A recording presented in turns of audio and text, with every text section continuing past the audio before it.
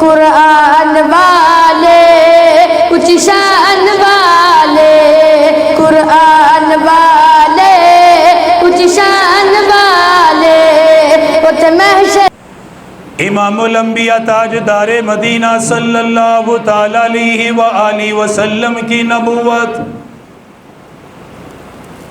آپ کی نبوت سارے انبیاء میں سب سے اعلیٰ، آپ کی رسالت سارے انبیاء میں سب سے اعلیٰ، آپ کا نسب سارے انبیاء میں سب سے اعلیٰ، آپ کا شہر سب سے اعلیٰ، آپ کا خاندان سب سے اعلیٰ، ملنے والی معجزات سب سے اعلیٰ، ہر چیز اللہ نے اعلیٰ عطا فرمائی، معجزات اللہ نے بے شمار عطا فرمائے، انگلی کے اشارے سے چاند کے 2 ٹکڑے ہو جانا یہ بھی آپ کے اعلیٰ ترین معجزات میں سے ہے، نبوت کا اشارہ ہوا چاند کے 2 ٹکڑے ہو گئے، یہ اللہ کے نبی کا معجزہ ہے۔ ابو جہل مٹھی کے اندر کنکریاں لے کر آ گیا، کہنے لگا بتائیے میری مٹھی کے اندر کیا ہے؟ تاجدار مدینہ نے فرمایا تیری مٹھی کے اندر کیا ہے میں بتاؤں یا تیری مٹھی کی چیز بتائے میں کون ہوں؟ اگر تو کہے میں بتاؤں تیری مٹھی کے اندر کیا ہے، تو اپنی مٹھی کے اندر کیا لے کر آیا ہے، اللہ مجھے وہ بھی بتائے گا، میں تجھے بتا سکتا ہوں۔ اگر اس سے بھی بڑی چیز دیکھنا چاہتا ہے تو تیری مٹھی کی چیز میرا تعارف بھی کرائے گی۔ کہنے لگا یہ تو اور بھی بڑی بات ہے، نبوت کی انگلی کا اشارہ ہوا، اندر سے کنکروں سے آواز آئی اشہد انک محمد رسول اللہ۔ یہ آپ کے معجزات ہیں، آپ کے کمالات ہیں۔ حدیبیہ کے موقع پہ پانی ختم ہو گیا، صحابہ عرض کرنے لگے آقا پانی ختم ہو گیا، میرے آقا نے یہ انگلیوں کا اشارہ کیا، اللہ نے انگلیوں سے پانی کے چشمے جاری فرمائے، زمین سے پانی نکلتا ہوا دیکھا، پتھروں سے پانی نکلتا ہوا دیکھا، پہاڑوں سے پانی نکلتا ہوا دیکھا، صحابہ نے حضور کا عجیب کمال دیکھا،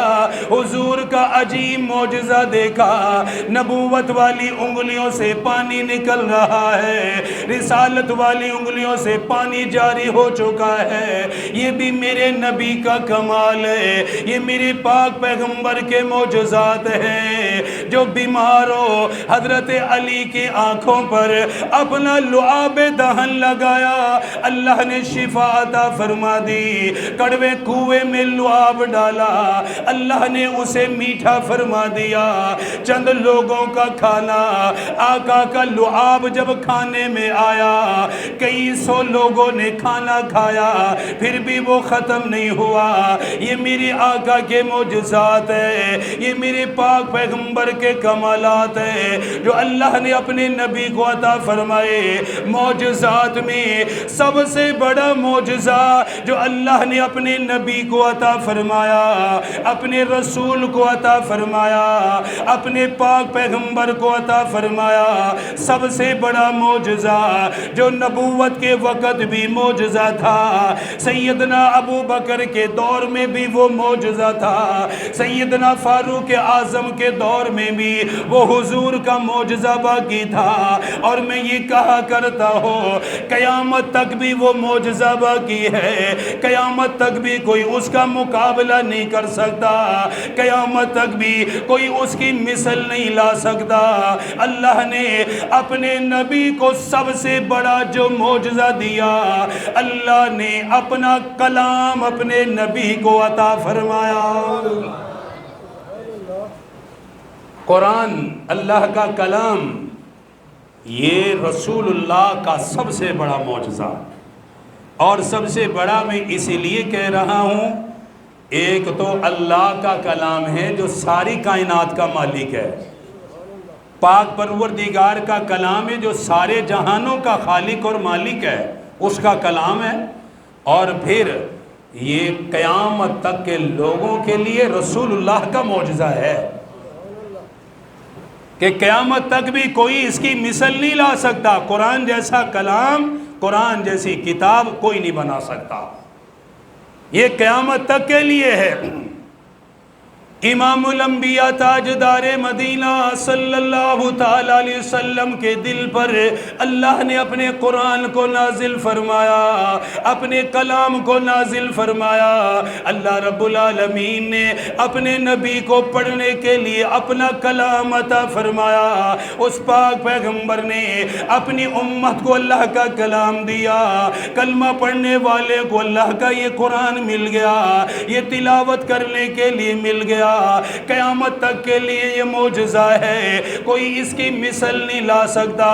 قرآن جیسا کلام کوئی نہیں بنا سکتا، قرآن جیسی کتاب کوئی نہیں لا سکتا، یہ میرے پاک پیغمبر کا معجزہ ہے، یہ اللہ کے نبی کا معجزہ ہے۔ نبی کریم صلی اللہ علیہ وسلم جب قرآن کی تلاوت کیا کرتے تھے، عرب کے لوگ حیران ہو جایا کرتے تھے، بڑے بڑے شاعر حیران ہو جاتے، کلام کہنے والے پریشان ہو جاتے۔ ہم نے بڑے بڑے شعراء کا کلام سنا، بڑے عمدے کلام ہم نے سنے ہیں، بڑی محافل میں بڑے شعراء کو کلام کہتے ہوئے سنا ہے، لیکن قرآن کے اندر جو تاثیر ہے یہ مکے والے بھی کہتے تھے، کافر بھی کہتے تھے، ایسا کلام ہم نے زندگی میں کبھی نہیں سنا۔ ماننے والا تو مانتا ہی ہے، ایمان لانے والا تو مانتا ہی ہے، جو کافر تھے وہ بھی مانتے تھے کہ ایسا کلام ہم نے کبھی نہیں سنا، ایسا عمدہ کلام۔ اور اس کلام کی برکت یہ ہے کہ یہ انسان کے دل پہ اثر کرتا ہے،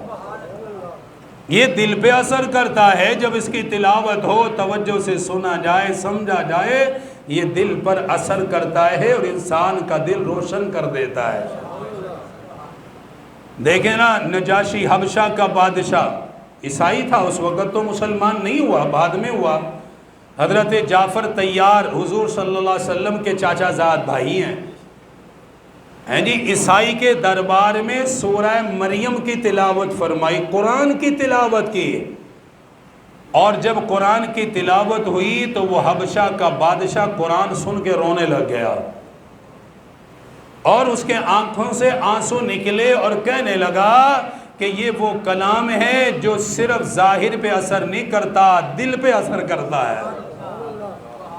یہ دل کو روشن کرتا ہے۔ اور اسی وقت رسول اللہ پہ ایمان لے آیا۔ یہ قرآن کی برکات ہیں، یہ قرآن کے کمالات ہیں، رسول اللہ کا معجزہ ہے۔ اسی لیے مکے والوں نے کہا، ابو جہل نے کہا، بڑے بڑے کافروں نے کہا، انہوں نے جمع ہو کے یہ کہا،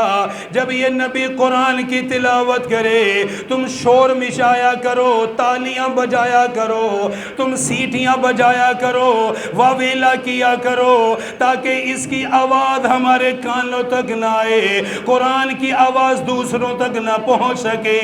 اللہ رب العالمین نے قرآن کریم میں اس بات کو خود بیان فرمایا، وَقَالَ الَّذِينَ كَفَرُوا لَا تَسْمَعُوا لِهَذَا الْقُرْآنِ وَالْغَوْا فِيهِ لَعَلَّكُمْ تَغْلِبُونَ۔ اللہ رب العالمین نے خود فرمایا،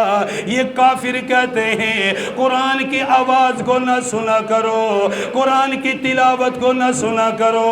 یہ کافر کہتے ہیں جب قرآن کی تلاوت کی جائے تم شور مچایا کرو، تم تالیاں بجایا کرو، تاکہ تمہاری آواز ہی غالب رہے، قرآن کی آواز بلند نہ ہو، کیونکہ کافر جانتے تھے جو اللہ کا قرآن سن لے گا اللہ اسے ایمان عطا فرما دے گا۔